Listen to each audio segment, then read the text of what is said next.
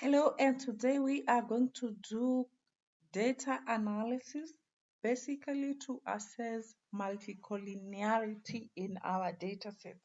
So today I have data set from the California Housing Unit, and you and I can agree that in this data-driven world, Python has emerged as a very powerful and accessible tool for performing data analysis across industries. It actually provides a rich ecosystem of libraries like pandas, seaborn, matplotlib, and statsmodel. These are actually important in uncovering patterns, exploring datasets, and building predictive models that are clear and precise. So for this demonstration, we have chosen Google Colab as a platform because it's actually a cloud-based environment that is seamless and requires no local installation. You just have your browser and your internet connectivity, then you're good to go. It actually supports a real-time collaboration and sharing and comes preloaded with data science libraries, and it's actually free for access. So I want us to understand why we are doing a multicollinearity analysis when we're predicting variables in data sets that are highly correlated with each other. So first of all, it matters because multicollinearity can distort regression coefficients, thus making them unreliable or misleading. So it also inflates standard errors, reducing statistical significance, and it can complicate interpretations, making it hard to understand the variable's true impact.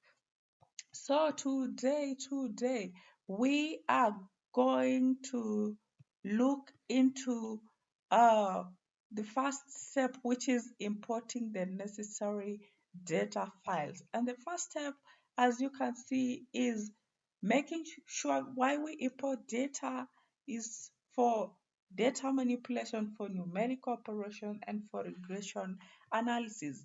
And um, we have been provided with these important codes by researchers and academias that have provided a library of codes that we can use to just to eliminate that aspect of being able to uh, reproduce over and over again. That is, they cut off the issue of the reinventing wheels, and they make our work very efficient, accurate, functional, and compatibility. So basically, libraries are backbone for data analysis workflow. So I'll explain in details what each code means. For example, if we have the import panda as PD, the purpose is just to load the pandas library, which is essential for data manipulation. And we will be using that case for PD data frame to create and manage tabular data like spreadsheets in code. Now, from the second code of import numpy as np, the purpose of import numpy is basically the backbone of numerical computing in Python. So we are using it in this case to enable operation like matrix math, statistical calculation, and handling arrays efficiently. At the same time, we are using uh, the code import stats model, dot API as SN. So the whole goal is to bring in statistical models, a library of statistical modeling.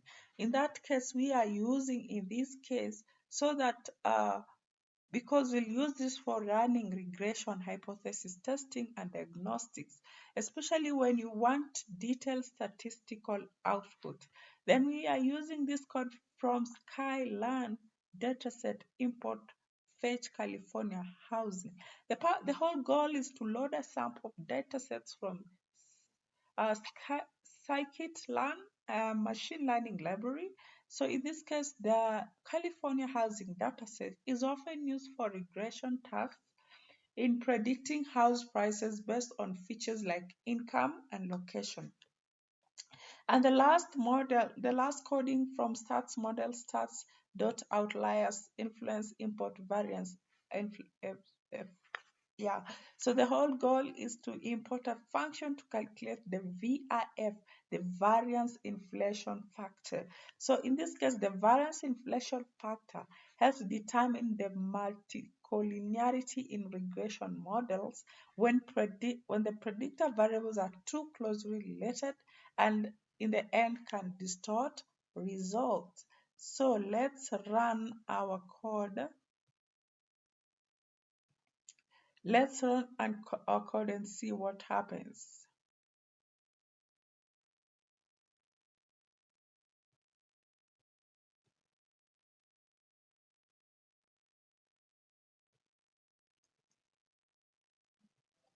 Okay, I think we'll have to go one after the other. So we start with the import pandas.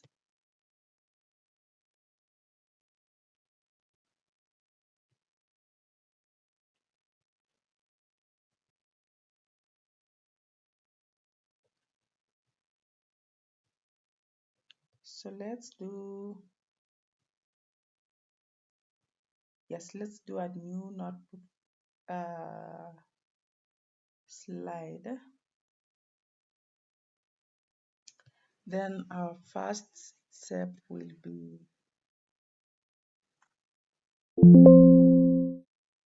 import pandas as PD. Then we run the code because this is the first step.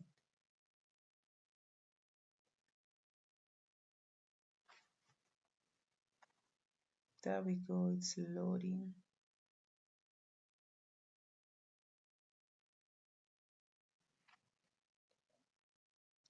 Yes, so we have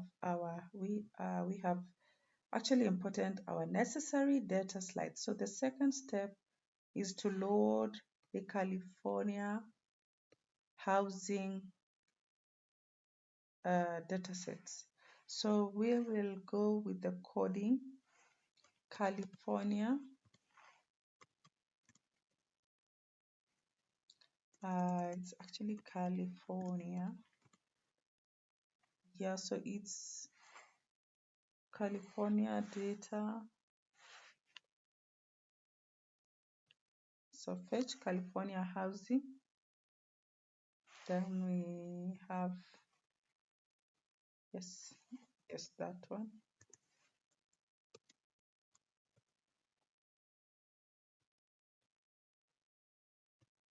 Yes, that is the code. Then the next code is df equals to pd the data frame. So this is it. Df equals to pd dot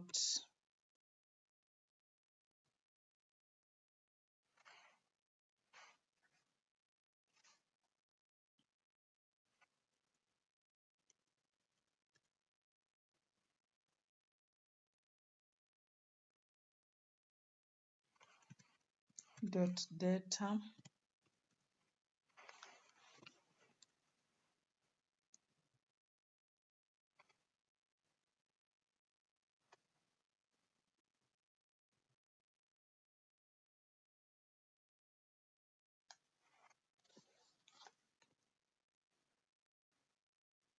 Into brackets California.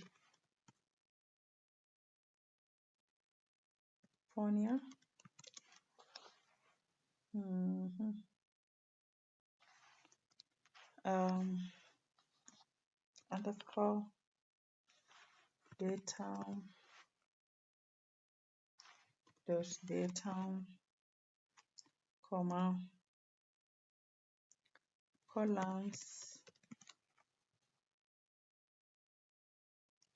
equals to curly.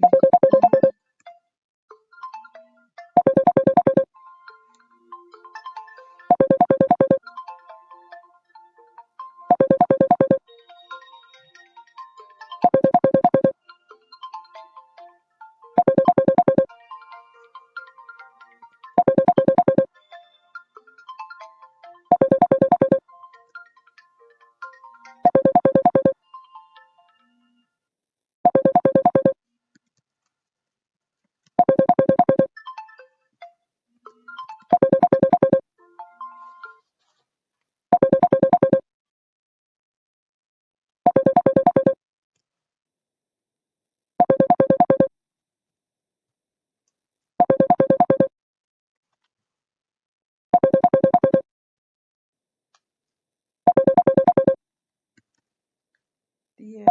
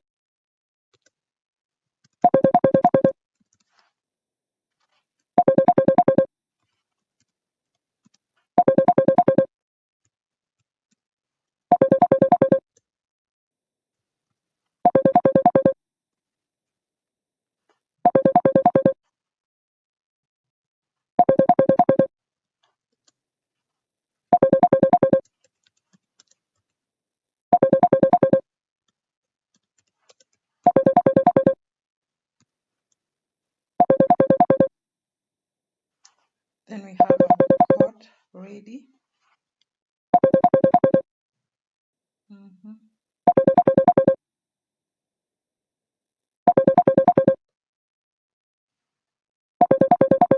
Still we want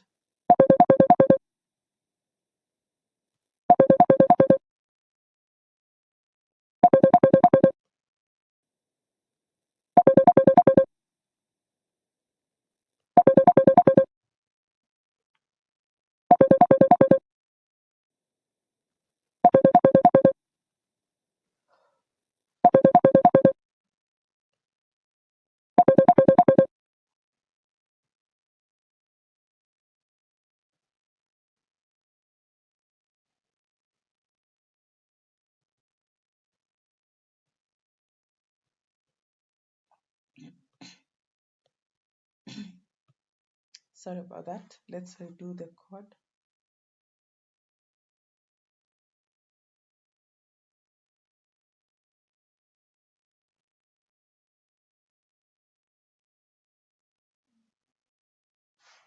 So the first code is California.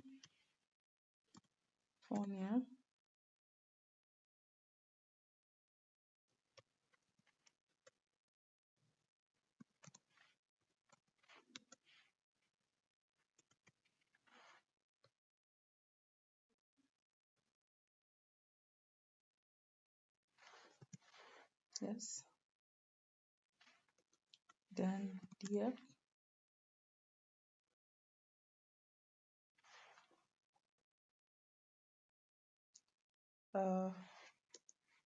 equals to, yes. Then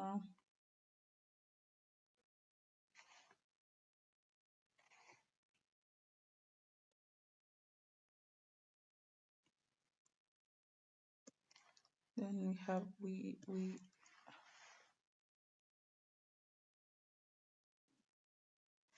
when we specify add median house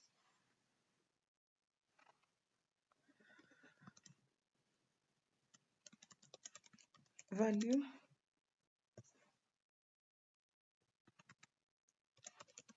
as the target variable.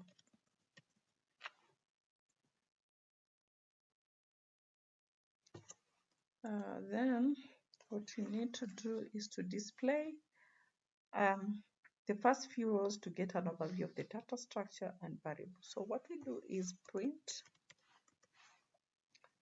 You use the print function.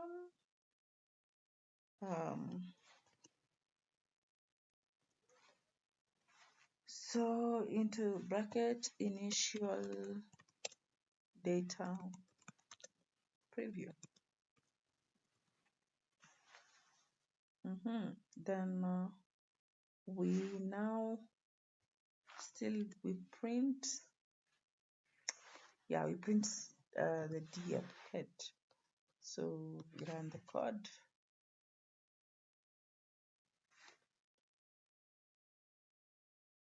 So we have an error. Gladly right now we have AI which can actually help us. Inbuilt in Google can help us to know where the error is. So they say the error syntax error occurred because the variable names in Python cannot contain spaces. I'll fix by changing. So they need to change the spaces. Yeah, good. Thank you. So we know that the variables should not contain spaces, and I had put spaces, right? So then we go to the next step. There's another error.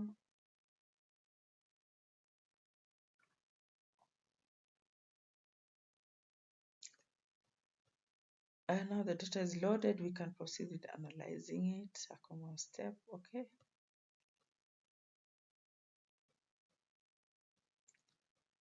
So we go to the next step.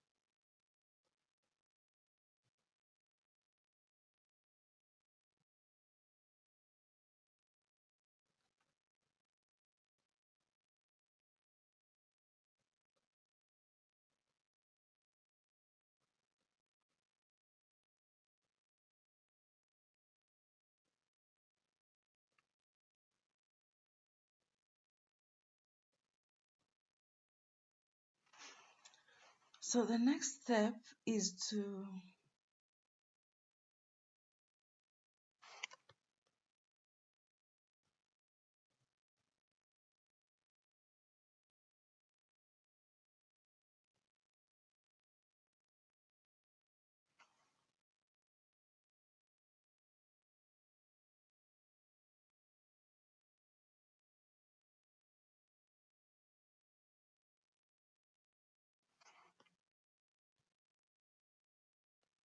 thank you. So we have a data.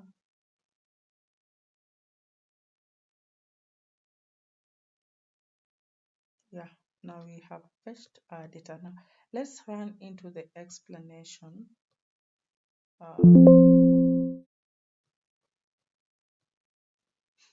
Just to understand what we have basically done.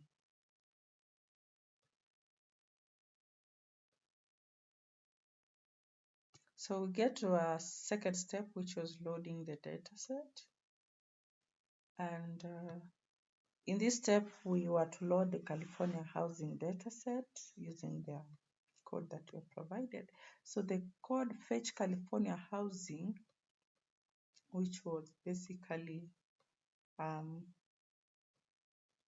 as you can see in this web page.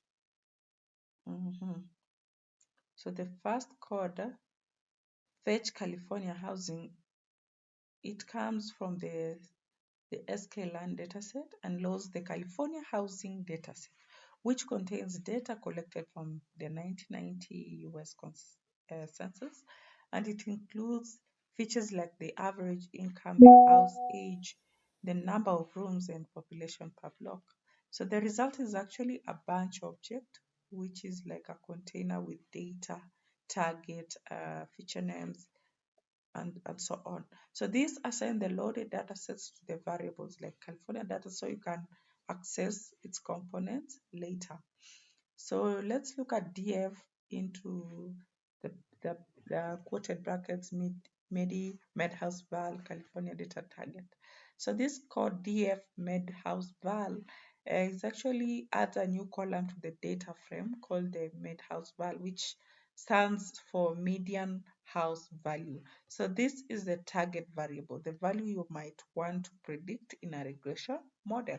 So it's pulled from the California data target, which contains the actual house prices. Yeah. Then we have the df is equals to pd data frame California data columns California data code. So this code pd data frame converts the raw data, which is California data into a pandas data frame, which is easier to manipulate and analyze. So think of this as transforming a raw data array into a labeled data sheets. So another one is the other part of the code is columns equals to California data feature names. So this set of the columns names using the list of feature names provided in the dataset. So it ensures that each column is clearly labeled, e.g. the avenue rooms, the house age, the population, making the data readable and ready for analysis. And then we have for example, we have the code print initial data preview. So this displays the label before showing the data, which is helpful for clarity when running multiple cells. And df head shows the first 5 rows of the data frame, which is a quick way to inspect the structure, spot missing values, and verify that the data has actually loaded correctly. So from our initial data preview, you can see the made in the house age, the avenue rooms, like the data has successfully been run. So let's go to step 3. Step 3 of running our code, which is to doing an exploratory data analysis. So in this case, we will do print, use the print function, and into brackets, we'll put what is called the slash, and then n,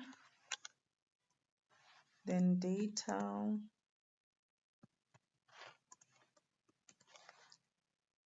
n data summary,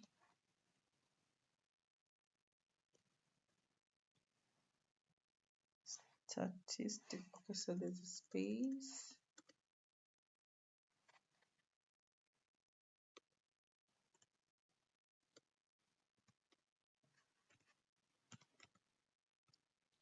Summary statistics. Yeah. In this case, we are describing our data, right? So we run the code. So we have errors in our, let's get to know, the learning process is good to know where the errors are, and then we can correct ourselves. So we have the error is due to incorrect use of backslash before the n, like it should, like this. So the backslash is used for line continuation, but it's not needed here. So this will fix it for us and help us run it. Thank you. So we have the data summary statistics as provided based on the mean, mode, standard deviation, latitude, and based on this data. So let's get to understand this data and why we used it the way it is. So for exploratory data analysis, we are actually performing a preliminary analysis to understand the distribution and potential correlations. So in this case, we use the code print into brackets, quote unquote, backslash n data summary statistics, and print into brackets df.described, open bracket, close bracket, then close bracket again. So in step 3, what we're actually doing is that we are getting to know the data. We are getting to know the data in terms of the shape, the spread, and the relationship. It's actually a very crucial step before modeling, and it helps you get to spot the outliers, the unexpected patterns, and the skewed distribution. So you are able to see the anomalies that which are usually high or low values. You're able to reveal the data quality issues like inconsistent scales or missing values. You're able to have a guide of the feature selection. You might drop low variance columns or normalized skewed ones, or you have the sets of sets. It actually sets you the platform for visualization and correlation analysis. So the code print into brackets df.describe brackets is a pandas method that generates summary statistics for all numeric columns in the data frame. It returns the count, that is the number of null entries, the mean, which is the average value, the standard deviation, which is the spread of the data, the minimum and max, which is the smallest and the largest value, the 25%, 50%, and 75% percentiles, which are useful in understanding the distribution and skew. So the code print, open bracket, close bracket, quote unquote, backslash n data summary statistics, it's the slash n as a line break before the printed message, improving readability and in the output. So the message data summary statistics act as a label. So when it output appears, it's clear what you're looking at. This is especially useful when running multiple cells or scripts. So from that, we have our data summary statistics. Let's get to step 4, which is checking the multicollinearity. Checking for multicollinearity. This is our next step. And we get back to Google Colab and we enter our code. So our code is here.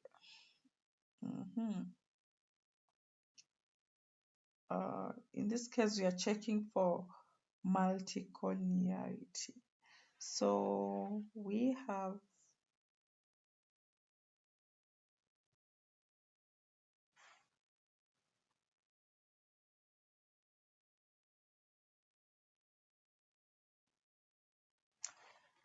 VIF,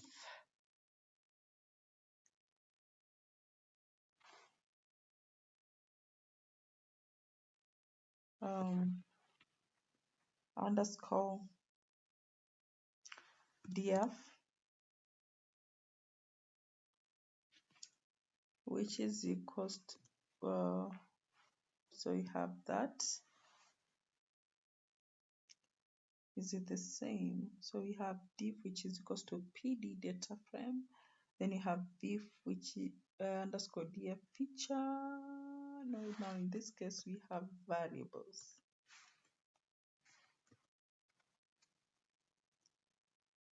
In this case we have variables.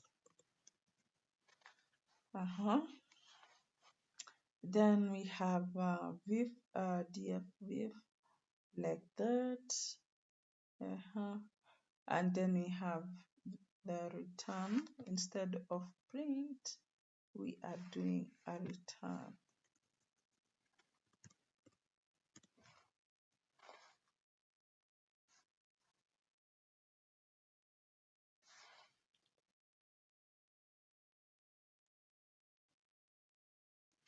Then there is no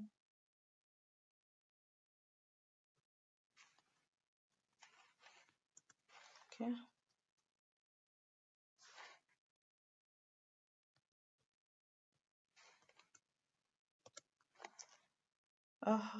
Then we have good. So we still have our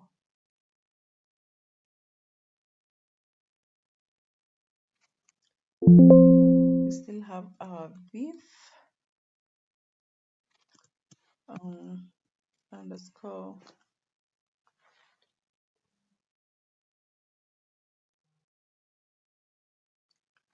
data equals to calculate viv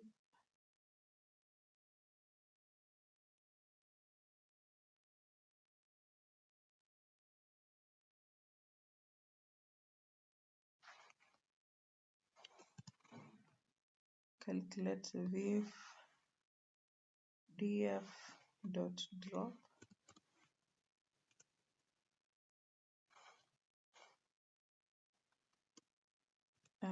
made we now being specific made house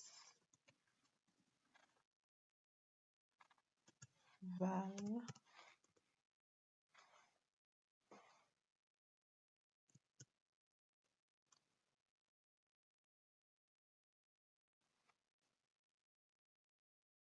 comma axis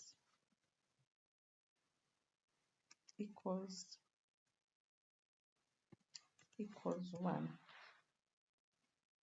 and then print. Then we still have we have high underscore viv underscore columns, which equals to viv underscore data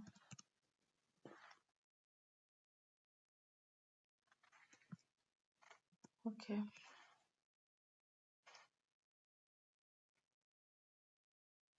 Viv underscore data as the viv is greater than 10. Yep. Variables. Then print high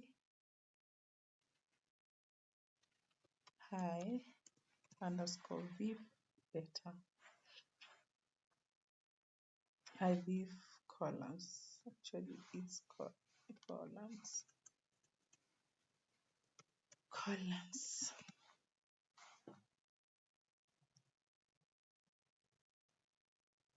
Oh, damn it. We have gone too far. So you're calculating the viv.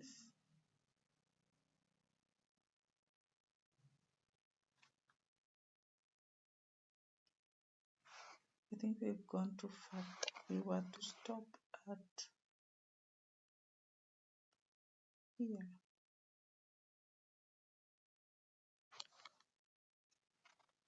And then what happened? So it's viv data yes. Then goes to calculate, viv, that's okay. Then print,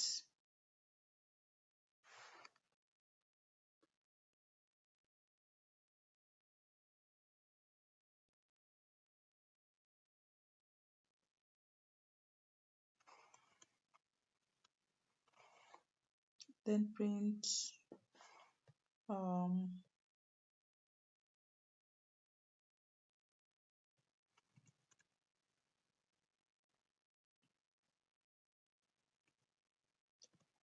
print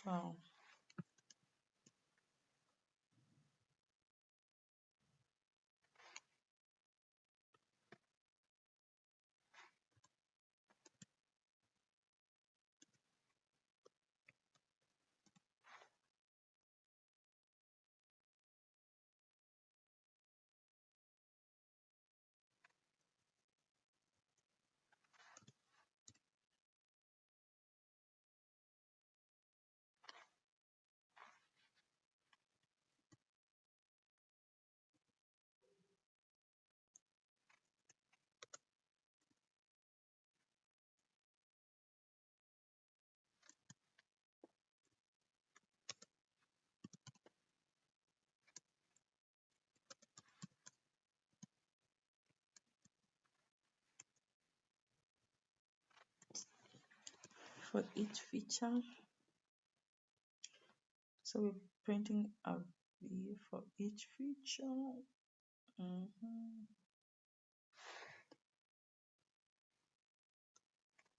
Then print v,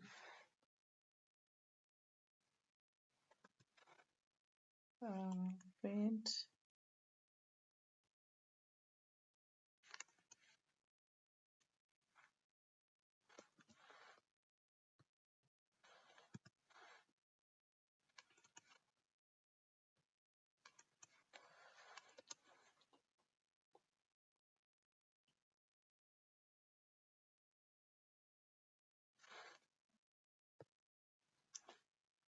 so I think we are good to go.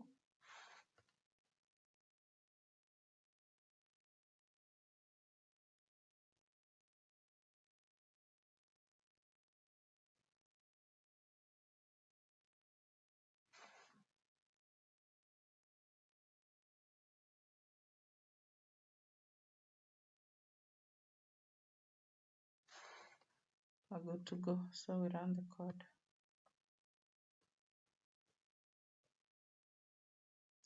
So we have an error. We can get to understand why we have an error.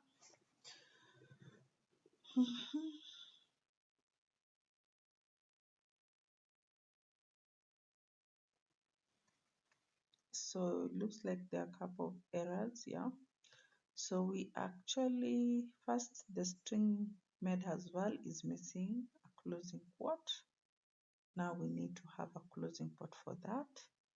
And also the print statement is missing parentheses, which are required in Python 3. Lastly, there is a return statement outside of function, and then this error can actually be fixed.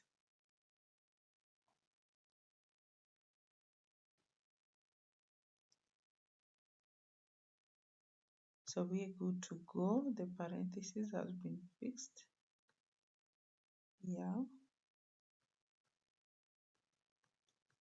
The return statement must be inside a function if you intend to use its logic in a function. Since it's a standard cell, we remove it. Return div df has been removed. Then the syntax error from the string and print statement has been corrected. So here is our data that we have. So this, gladly we can move to step 5. And step 5 is, so step 4, what are we doing? Step 4, we were doing checking for multicollinearity. And multicollinearity, as we said, occurs when two or more predictor variables in a dataset are highly correlated. The impact is that it distorts the interpretation of coefficients in regression models and inflates standard errors. So the variance inflation factors quantify how much a feature variance is inflated due to multicollinearity. That's why you've been hearing me say VIF, VIF, VIF. So that's the coding that you're using. So if a variance inflation factor is greater than 5 or 10, it signals there's a problem. So this steps is actually looking for multicollinearity, and we are using the variance inflation factor to assess multicollinearity. So, uh, so you are introducing a diagnostic check to ensure that your predictors are not too similar to each other, and it's very crucial for fitting regression models to avoid misleading results. So let's get to understand the codes. So we were like using def calculate VIF data. So this actually calculates the variance, it's called the variance inflation factor. This calculates the variance inflation factor for each feature in the data frame. So it defines a custom function like calculate that takes a data frame as an input. So the doc strings describes what the function does and greatly practice for documentation. So this is actually what is happening here. So we have the VIF underscore df is equals to pd dot data frame parenthesis. This initializes the empty data frame called the VIF and underscore df to store the results. This will eventually hold two columns, feature names and their corresponding VF value. So the variance variance inflation factor as using this code, we are adding a column named variables to the what we had here. So we had an empty data frame that had the feature column and the feature and the name and the VIF value. So we are adding a variable to this, and this is actually to set the structure of pairing each feature in the VIF. So we also have the variance inflection factor, which actually what it does is the V underscore DF into quote unquote VIF. So this is actually a calculation where data values converts the data frame to a numpy array, which is required for variance inflation factor. Then the range data shape loops through each column index. So for each column, it calculates the VIF using the variance inflection factor. So the result is a list of VIF values. As you can see, a list of VIF values. So in this case, what will happen if in this feature you have a VIF greater than 10? So that's some of the questions that you can ask. So how does multicollinearity affect the model interpretability, and would you drop a feature or use dimensionality reduction? Now, these are questions to ponder on in your research. So this gladly brings us to the fifth step, which is addressing multicollinearity. Now that we have found that there is multicollinearity, how do we address multicollinearity? So gladly we enter the codes for the next step, which is we do high. So if the variance inflation factor is high, so VIF is high, yeah, underscore column. So columns with high VIF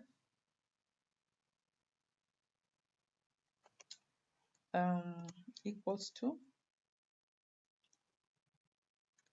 VIF underscore data into this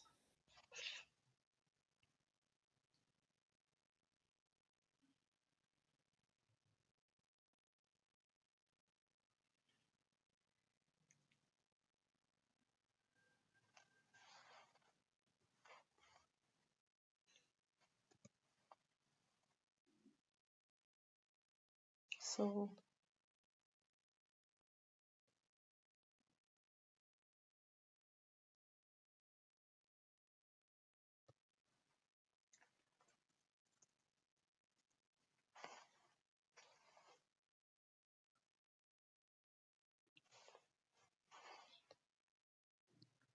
before that, we say print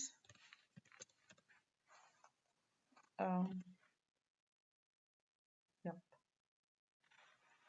we say that.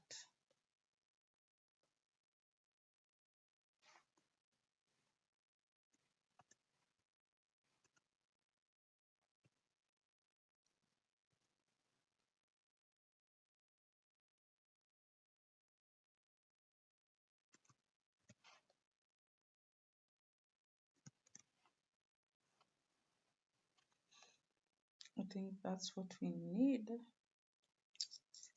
for step 5. Then we drop one of the high VF column as an example, adjust on the specific needs of analysis. If not high VF columns, then we do the if not. So if not high,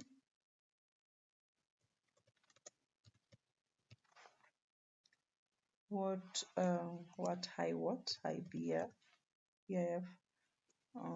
columns dot empty.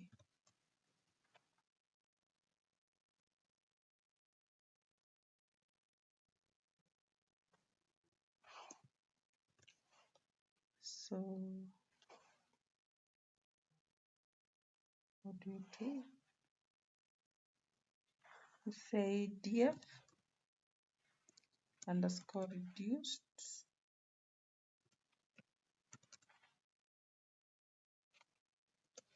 equals to df dot drop columns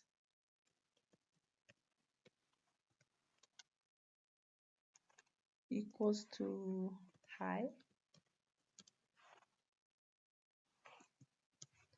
VF underscore columns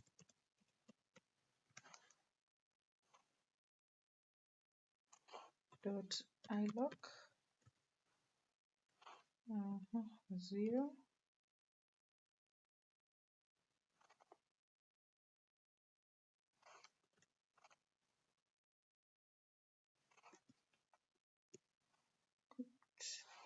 then hashtag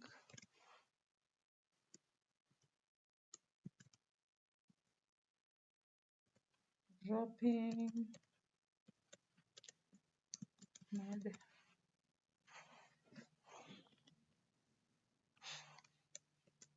ink, then VF equals to space equals calculate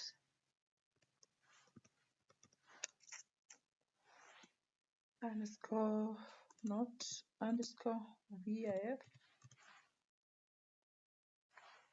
into df underscore reduced dot drop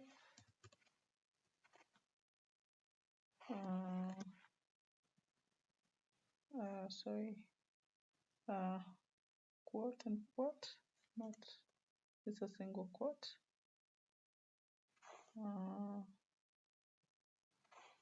med house val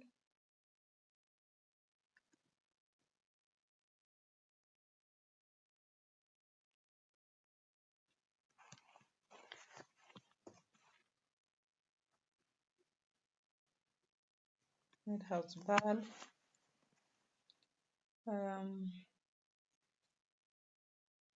axis is equals to 1.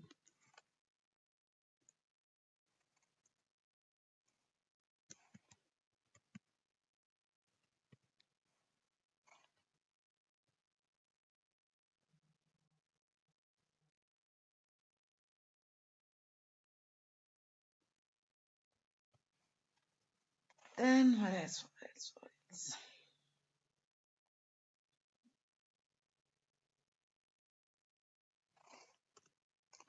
What is due is then is to print into brackets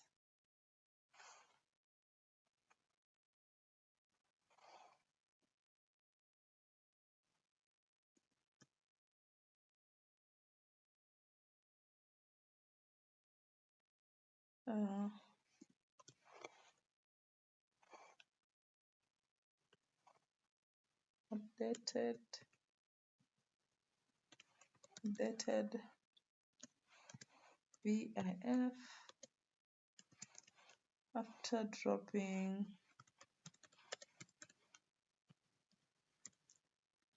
the highest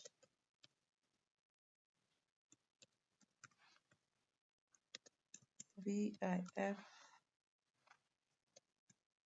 feature.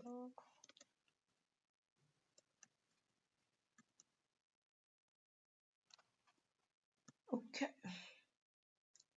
then print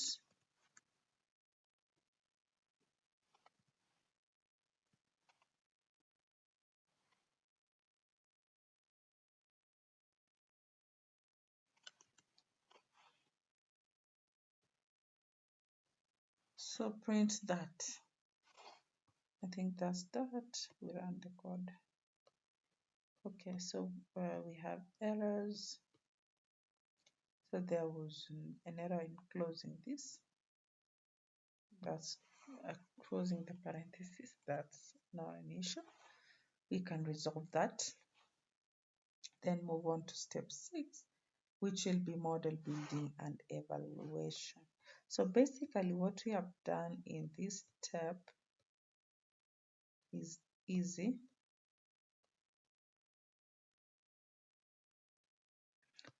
Yeah, there was another error.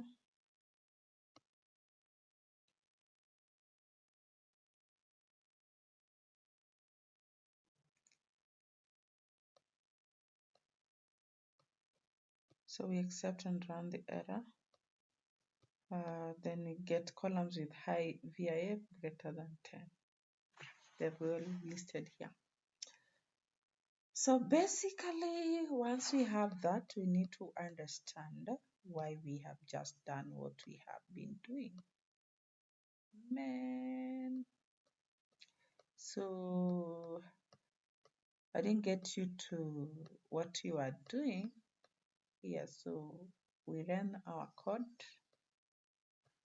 We ran our code on step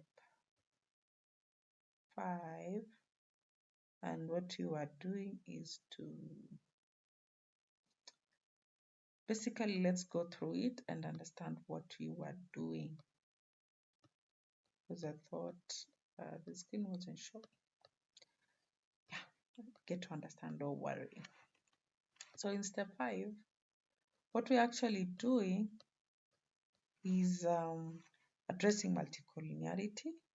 And we have codes that we have run. As you can see, we have run codes in the web page.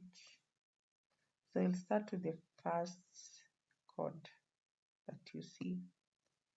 The first code is VIF underscore data is equals to PD. Is that the first code? Oh, the first code is, here you go. So def calculate VIF df, then VIF underscore data is equals to PD data frame and all that. Yeah. So let's start with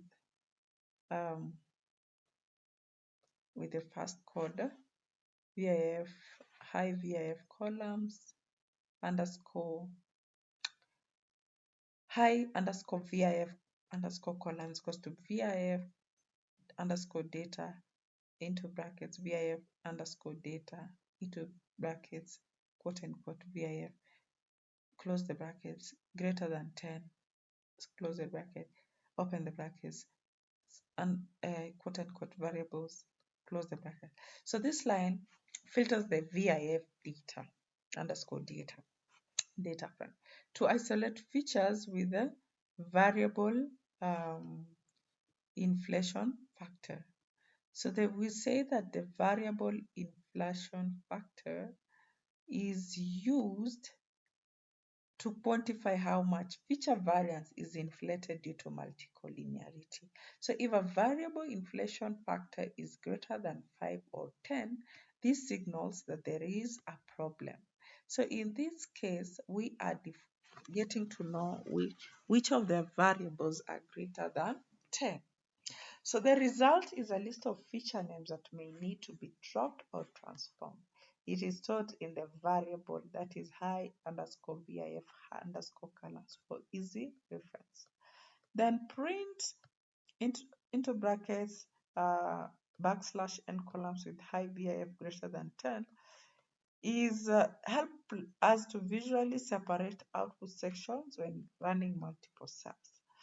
Then we have print into brackets high underscore VIF underscore columns displays the actual list that is problematic. So this output informs the next steps deciding which feature to drop, combine, or investigate further. So from the result, we have columns with high VIF. We have our columns with the high VIF from the results, as you can see. Yeah. So we have columns that have high VIF, and then we dropped the columns of high VIF and adjusted on the specific needs and analysis. So if we say if not high VIF underscore column dot empty. Yeah. So let's do that.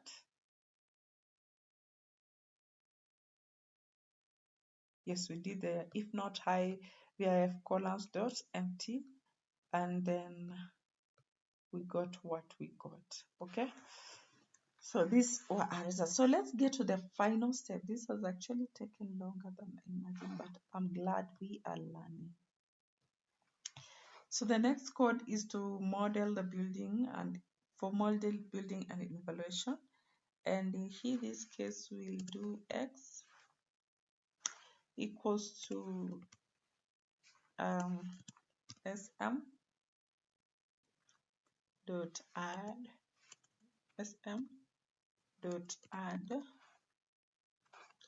So there's actually space here.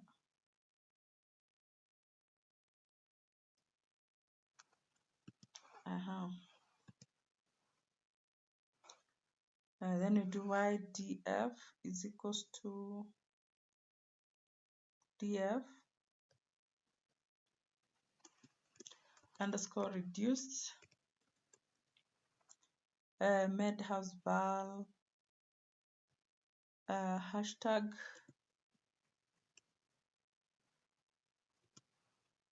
fit.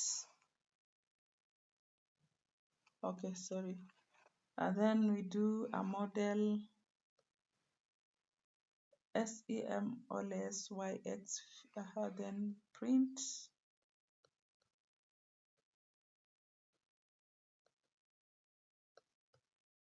still do print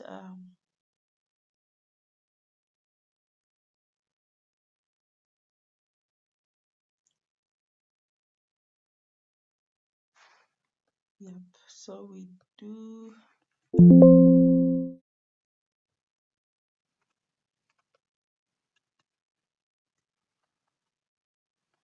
what do we print? We print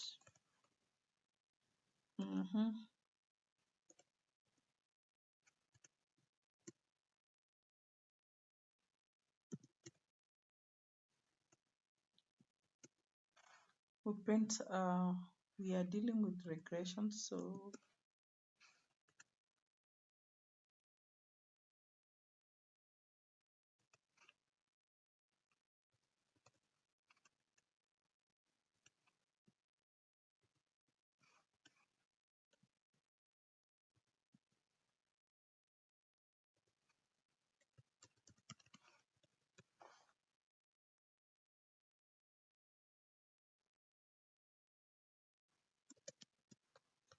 Uh-huh. Okay, we're good. Regression model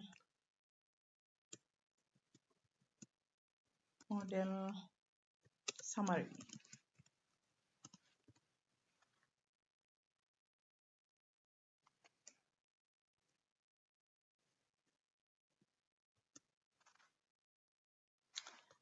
Good, we can run our code. And here are our results. Isn't it wonderful that we have the R squared, we have the adjusted R, we have the F statistic, we have the probabilistic F statistic. And this is so amazing. So basically, let's understand why we have just done what we've done. So in the final step, we have we addressed the multicollinearity. Then we were able to understand those variables. So in this step, which is step 6, we were doing model building and evaluation, and these are the codes that we input. So these codes, x is equals to sm. Let's get to understand the codes now. So in this case, we did put the codes x is equals to this first code. So the first code refers to removing the target variable, that is the made house val, from the dataset, and leaves us only with the predictor variable, that is the independent features for modeling. Then the second feature, which is y is equals to df underscore reduced, is we are actually selecting the target variable, that is the made house val, from the reduced data set. So this is the dependent variable, so the one which you're trying to predict. So it assigns it to the y, which will be used as the output in the regression model. So the regression model summary code actually helps you to print. It's when you're actually running multiple models or outputs in a notebook, so it actually helps you to, it smoothens out the process. Then we forgot this sm.ols y-x-axis. It creates an ordinary least square regression model using the x predictors and y target. The OLS is a common linear regression method. It minimizes the sum of squared residuals. Then we have this fit that fits the model to the data. It calculates the best fitting line by estimating the coefficients. I'm actually talking about this, yeah. So you have the OLS YX and the fit that. Then this provides if you have multiple models, so it actually helps you with the functionality. And finally, the last bit, it provides a detailed statistical summary for the regression model, and clearly we have our results. Yep. So maybe the questions will be, the question in this for our class activity was, so after the feature with the highest variance inflation factor was removed to address multicollinearity in the California housing datasets, what changes were observed in the R-squared and the p-values of the remaining predictors? Based on this observation, discuss whether the model predictive capability and significance were improved. Additionally, suggest further steps that will be taken so that